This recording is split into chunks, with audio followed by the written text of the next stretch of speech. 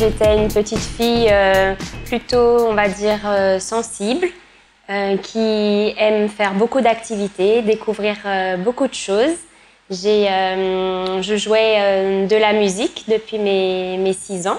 J'ai fait mes classes de solfège, j'ai fait des cours de flûte traversière et j'aimais aussi beaucoup la danse. Et j'étais une petite fille qui aimait découvrir plein de styles parce que j'ai fait de la danse moderne, jazz, de la danse africaine, de la danse un petit peu caribéenne. Donc j'étais une petite fille qui voulait découvrir le monde et qui avait hâte de grandir. Alors mon parcours, on va dire que je suis née en Guadeloupe, donc d'une maman bretonne et d'un papa guadeloupéen. J'ai passé mes 4 premières années de vie sur l'île. Donc on peut dire que ça m'a donné une force et une énergie. C'est une ressource que j'ai en moi et que je sens toujours. Ensuite, à mes 4 ans, je suis partie direction la Bretagne avec ma maman qui quittait mon papa. Et donc du coup, j'ai grandi en Alsace de mes 6 ans à mes 20 ans après la mutation de ma maman. Et c'est la majeure partie de ma vie que j'ai passée en Alsace. Et ensuite, j'ai fait mes études à Montpellier. Donc, j'ai fait une école de commerce à Montpellier Business School. Et ensuite, j'ai fait aussi une année en Finlande pour pouvoir découvrir. Et c'est là que j'ai vraiment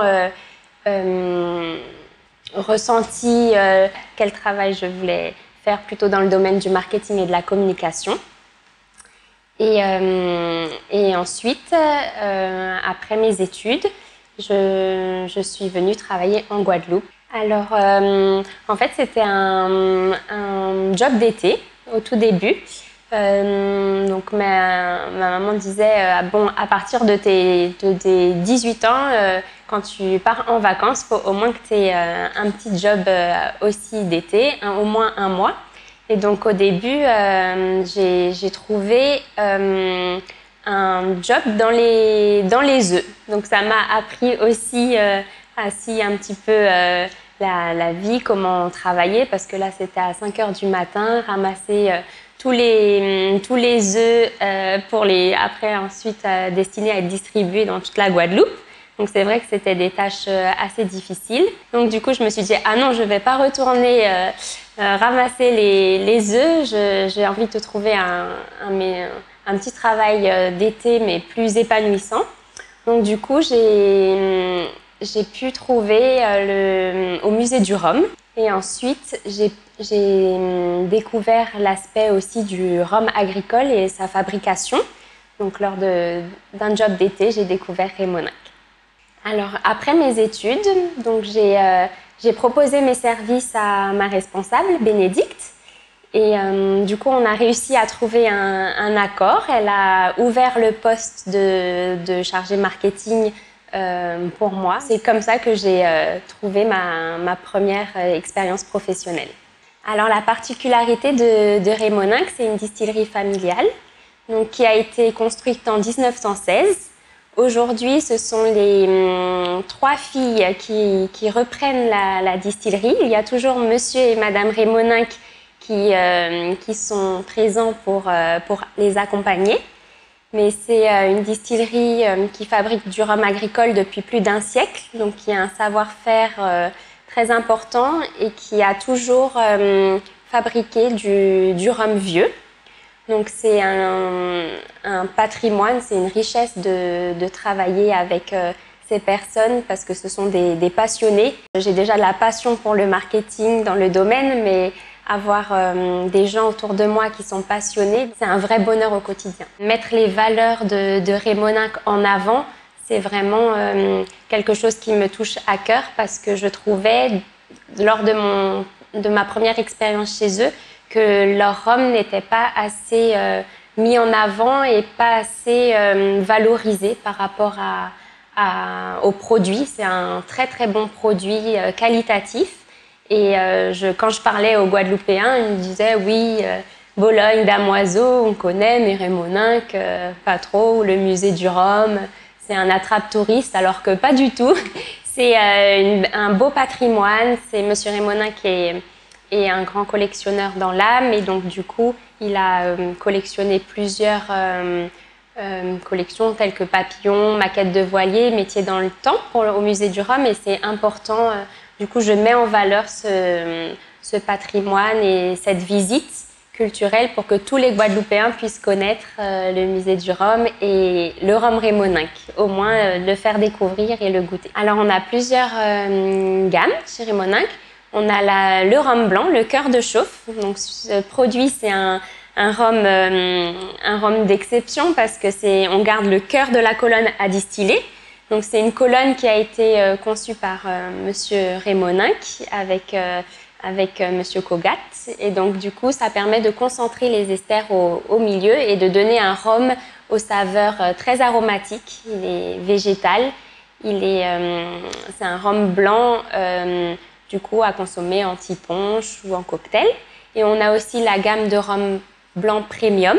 Donc là, c'est des rhums blancs qui se dégustent comme un bon rhum vieux, donc à boire sec. On a des arômes en fonction de la fermentation, de la distillation ou du temps de maturation qui peuvent être différents. On a la gamme de rhum vieux. Donc là, c'est une belle gamme parce que chaque rhum vieux est particulier et plaît à chaque palais. On a le rhum JR qu'on ne présente plus, donc un rhum vieilli en fût de Bourbon et une invention de Monsieur Rémoninck. Et ensuite, on a les rhums première cuvée de 4 ans d'âge jusqu'au plus vieux millésime de 20 ans d'âge. Et donc, c'est vrai qu'on a une belle gamme de rhums vieux aux saveurs bien boisées, ils sont bien aromatiques. Et on a aussi les punchs. Donc là, c'est des rhums un peu plus travaillés, on va dire, pour ceux qui aiment le sucré et des rhums un peu plus doux. Depuis quelques mois, j'apprends aussi dans l'apiculture. Donc, c'était un rêve d'enfant. Et j'apprends à reproduire les abeilles. C'est pas forcément faire du miel qui m'intéresse le plus, mais être au contact avec les abeilles, apprendre vraiment ce métier passionnant. Et toujours pour une distraction.